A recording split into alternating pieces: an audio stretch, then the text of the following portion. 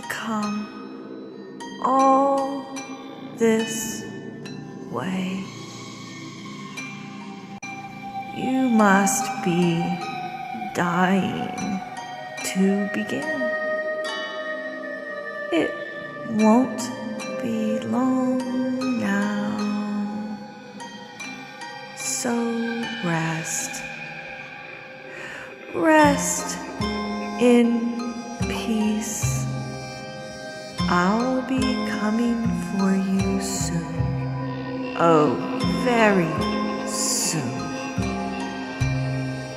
Your time has nearly come. Just a little farther now. Oh, roughly 6 feet or so.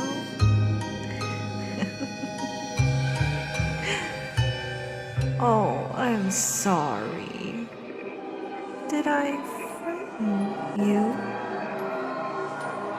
Perhaps that was in bad spirit.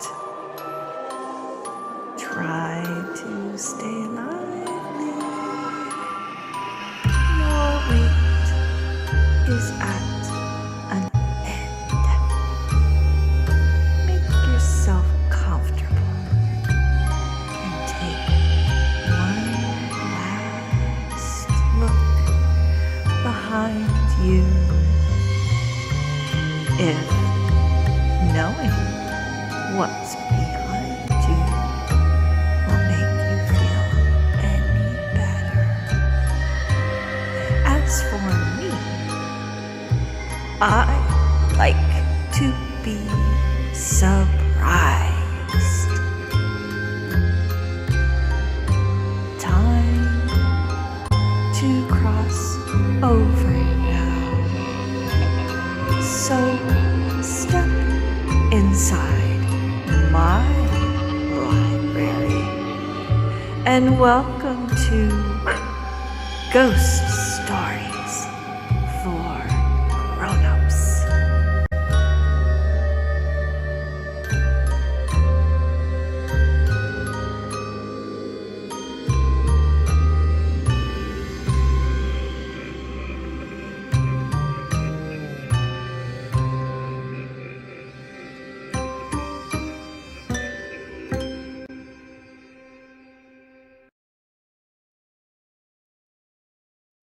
Happy returns, night travelers. We are so happy to see you this evening, alive and kicking. For those that make it to the end, expect some wonderful parting gifts of shivers and shades. Let's begin with news from our Dead Files with Mabel. Hi, I'm Mabel, and this is tonight's news from the Dead Files. Tonight on the Dead Files, we'll be exploring how to cultivate a healthy relationship with the skeleton in your closet. Sort of like active listening skills for the dead. Please, I beg of you, don't screw this up. Ghostbusting started long before the 1980s, when my buddy Slimer was doing his thing in New York City. Some form of ghost hunting and exorcism has occurred in many cultures around the world for centuries. Since recorded time, ghosts have often been blamed for the unexplained. How rude! And some still blame the supernatural for weather events, biological anomalies, mental illnesses, natural disasters, shoddy craftsmanship, and pretty much anything that may baffle the mind. No wonder there's so many ticked-off ghosts flying around. For example, in 1965, the St. Joseph News Press Gazette carried a story out of Europe where frightened mushroom farmers, not those kinds of mushrooms, folks, were convinced that the caverns of Rome's catacombs were haunted. Turns out the quote-unquote ghosts suddenly departed started after police busted a stolen car ring that was using the catacombs to store their spare parts. Gee, I wonder where the ghost went. But some activity isn't as easy to explain. Like a rhythmic creaking that's been getting louder and louder every night since you purchased that handsome two-story Victorian. You've checked the floor, pipes, windows, and can find nothing. Turns out, you cleared away some very lovely furniture that came with the house and replaced it with a lot of fake Norwegian modern out of a box, not realizing you now have an angry ghost in the parlor because they were really attached to that rocking chair you hid in the attic. Now, if you fail to come to an amicable agreement with the rightfully angry ghost, who are you gonna call? Well, that depends. If it's an evil entity, and mind you, disagreeing over the new placement of your favorite chair would not be considered evil, then you might need an exorcist. It's hard to hear the word exorcist without thinking of the 1971 novel and later screenplay written by William Peter Blatty. In a 1973 interview with Kenneth Turan of the Washington Post, Blatty talks about his writings that were inspired by what he believed was the real-life possession of a 14-year-old boy from Maryland in 1949. The movie was so upsetting for some that many communities across the country banned theaters from showing the film. Despite the efforts to censor the movie, though, crowds lined up to get the devil scared out of them, and the movie won critical acclaim. FYI, if you're curious, both book and movie are available at either the Above, our sister library Above, and ours. #shameless plug. And don't think that exorcisms are just an old-timey thing. In 2001, Knight Ridder rider Jim Carney reported on an exorcism rally in Canton, Ohio, with exorcist Bob Larson. If you missed out on this event, Bob developed an online test to determine your vulnerability for possession at demontest.org. A lot of HR departments could benefit with this tool. And if it turns out you might be susceptible, you can schedule a personal virtual encounter with Bob Larson for the bargain price of $595, complete with silver crucifix and so-called holy water.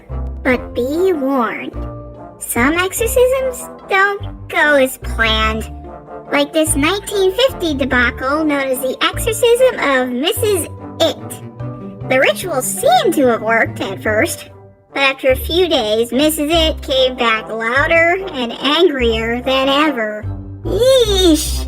If the exorcism doesn't work out, or if the presence in your home isn't evil, just really mad about her chair, come on, why did you have to move it? Why? It looked perfectly good there! Sorry, the psychical investigator with a gift for ghost gab might be what you need. In 1932, the Herald Press in England ran a story about Hungarian doctor Nandor Fodor, a psychical researcher who spent his life studying why ghosts exist and how to help them move on.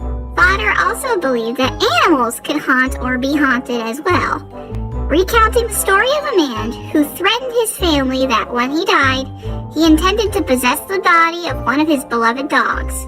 After his passing, fearing he'd make good on that threat, the family had all of his dogs killed. What the heck? But shortly after, a ghost of his black spaniel began to terrorize the house. Epic fail. Perhaps if you just show the ghost a good time, they'd be more willing to quietly cohabitate. In 1947, Sydney Morning Herald staff correspondent Lisa Wheeler reported that London restaurants would be hosting an exclusive group called the Ghost Club. The club welcomed all unseen guests to dinner, but was a little more discerning with the seating chart. A club exorcist was quoted as saying, "Ghosts are sensitive as to social status. After all, one can famous drummer of Glamis Castle to haunt the same table as whimpering women ghosts whose proper sphere is a country parsonage.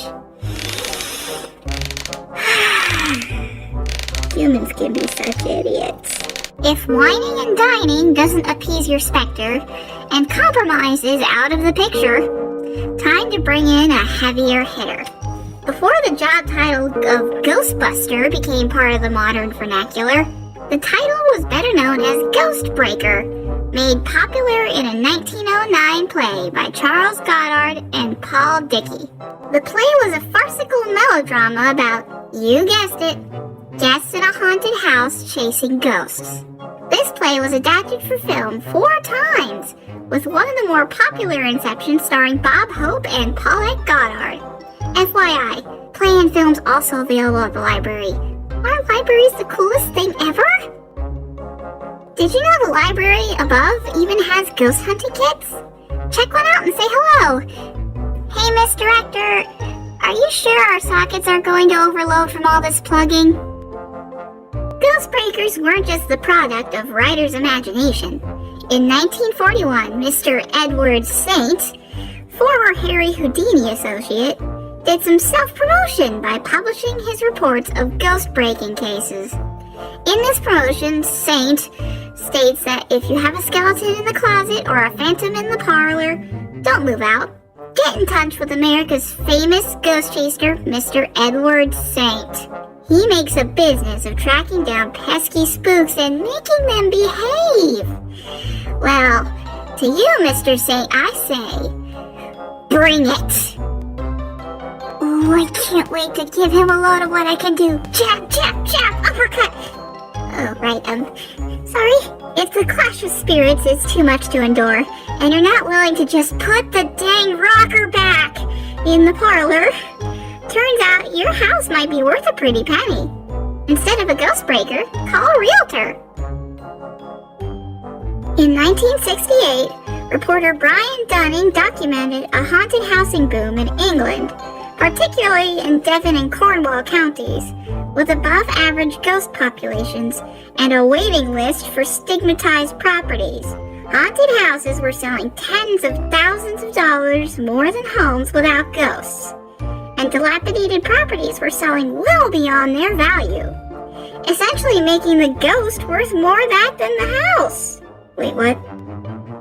One realtor explained that a bathroom ghost that hides soap and towels was good, but a documented historical ghost was even better. And moans and rattling chains? Priceless. You're welcome.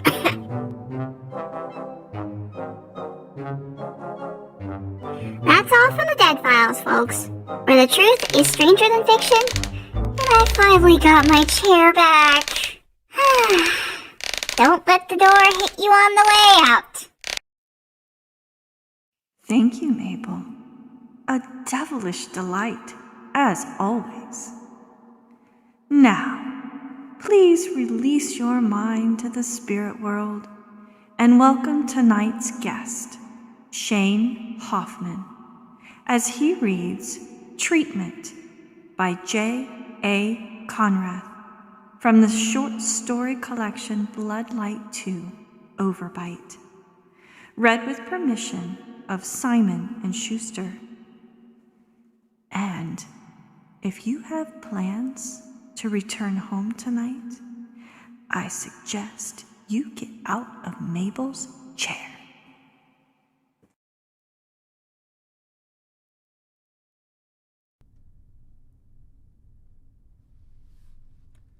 Treatment by J.A. Conrath. It all goes back to the time I was bitten by that werewolf. Dr. Booster's pencil paused for a moment on his notepad, having only written a W. A werewolf? Tyler nodded. Booster appraised the teenager. Pimples, lanky, hair a bit too long for the current style, the product of a well-to-do suburban couple.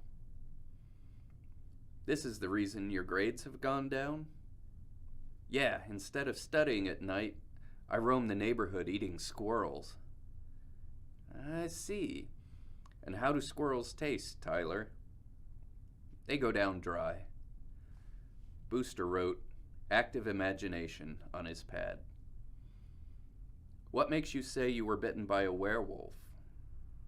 "Because I was." "When did this happen?" Tyler scratched at the pubescent hairs on his chin. 2 weeks ago.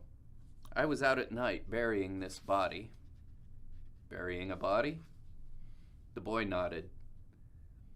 "Tyler, for therapy to work, we have to be honest with each other." "I'm being honest, Dr. Booster." Booster made up his mouth into a tight line and wrote, "Uncooperative," on his pad. "Fine, Tyler. Whose body were you burying?" "It was Crazy Harold. He was a wino that hung out in the alley behind the liquor store on Kedzie." "And why were you burying him?"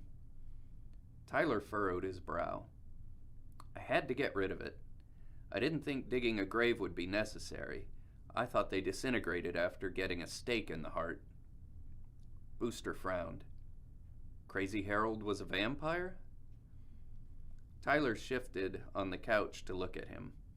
"You knew? Shouldn't they turn into dust when you kill them?" Booster glanced at the diplomas on his wall and sighed. "So you're saying you hammered a stake into Crazy Harold. It was actually a broken broom handle. And then buried him?"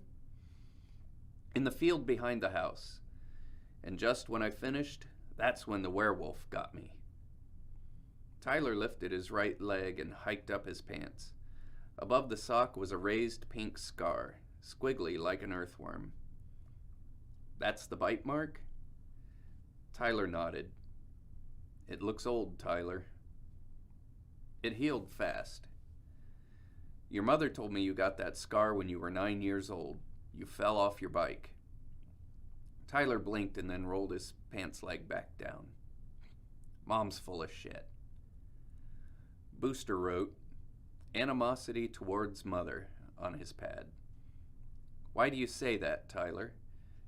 Your mother is the one who recommended therapy, isn't she? It seems as if she wants to help." "She's not my real mother. Her and Dad were replaced by aliens." "Aliens?" "They killed my parents, replaced them with duplicates. They look and sound the same, but they're actually from another planet. I caught them once in their bedroom." Booster raised an eyebrow. "Making love?"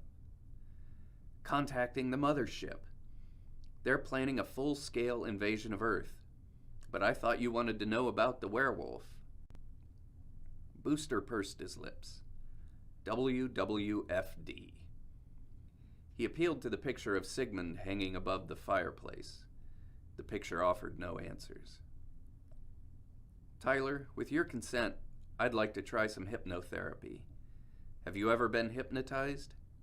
Tyler shook his head. Booster dimmed the lights and sat alongside the couch. He held his pencil in front of Tyler's face at eye level. "Take a deep breath, then let it out. Focus on the pencil." It took a few minutes to bring Tyler to a state of susceptible relaxation. "Can you hear me, Tyler?" "Yes." The boy's jaw was slack, and a thin line of drool escaped the corner of his mouth. Booster was surprised at the child's halitosis. Perhaps he had been eating squirrels after all. "I'd like you to go back to 2 weeks ago, when you were burying Crazy Harold." "Okay." "Tell me what you see." "It's cold. There are a lot of rocks in the dirt, and the shovel won't go in very far." Booster used his pen light to check Tyler's pupils. Slow response. The child was under. "What were you digging?" "Grave. For the vampire." Booster frowned. He'd studied cases of patients lying under hypnosis, but had never encountered one in person. "What about the werewolf?" "Came out of the field. It was big, had red eyes, walked on 2 legs." "And it bit you?" "Yeah. I thought it was going to kill me, but Runs Like Stallion saved me. Runs Like Stallion? He's a ghost. He used to be a Sioux brave. The field is an old Indian burial ground. Booster decided he'd had enough. He wrote "treatment" in his notebook and went over to his desk, unlocking the top drawer. The metallic case practically leaped up at him. He took it over to Tyler. "Tyler, your parents are tired of these stories." "My parents are dead." "No, Tyler, they aren't dead. They care about you. That's why they brought you to me." Booster opened the case. The Nurlock blinked its 3 eyes and crawled into Booster's hand. It would enter Tyler's mouth and burrow up into his brain, taking over his body. Tyler was a tad bit young, and the Nurlock would be cramped living in the boy's skull. But psychiatry wasn't a perfect science. "Soon it will all be better. You'll have no more worries. You're going to be a host, Tyler, for the new dominant species on this planet. Are you scared?" "No." "Open your mouth, Tyler." Tyler stretched his mouth wide, wider than humanly possible, and Booster was alarmed to see it was crammed with sharp teeth. The Nurlock nesting in the doctor's brain popped out through his neck after the wolf decapitated the host body. Its 11 legs beelined for the door, antenna waving hysterically, telepathically cursing that quack Freud. Halfway there, a ghostly moccasin came down on the alien's oblong head, smashing it into the carpeting. Runs Like Stallion gave the wolf a thumbs up, but Tyler was already leaping out the window, vulpine eyes locked on a juicy squirrel in the grass below. The end. How wonderful. Don't you just love a happy ending? Well, Ghoul was so inspired with tonight's program that he penned for you the following original work.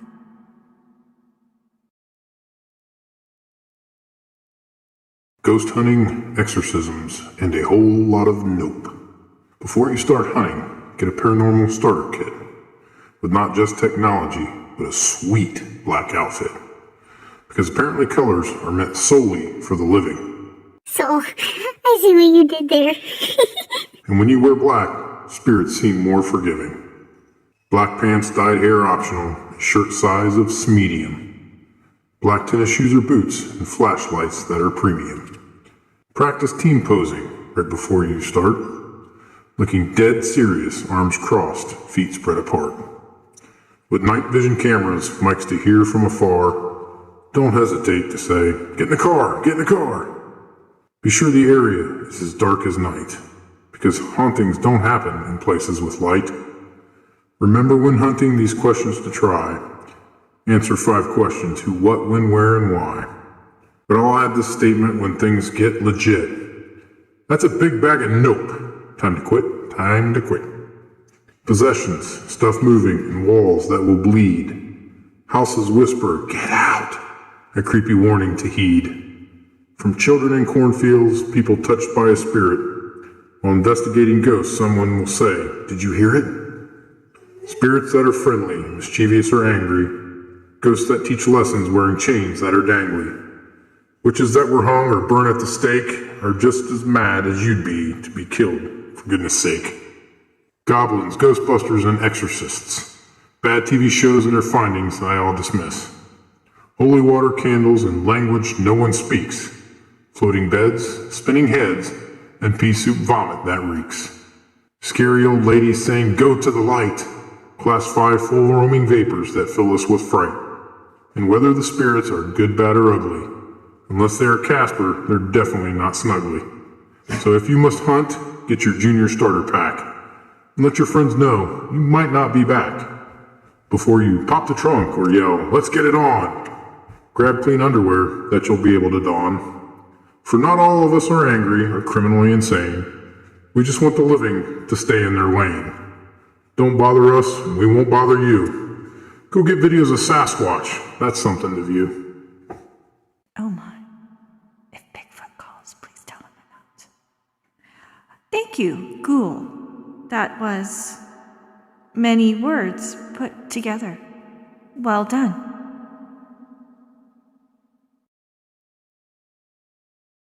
Oh dear, look at the time. I'm afraid we must now say good night. It was so good of you to come. And until next time, remember, be nice to spiders. Have tea with the ghost in your attic. And don't forget to feed the monster under your bed. Good night.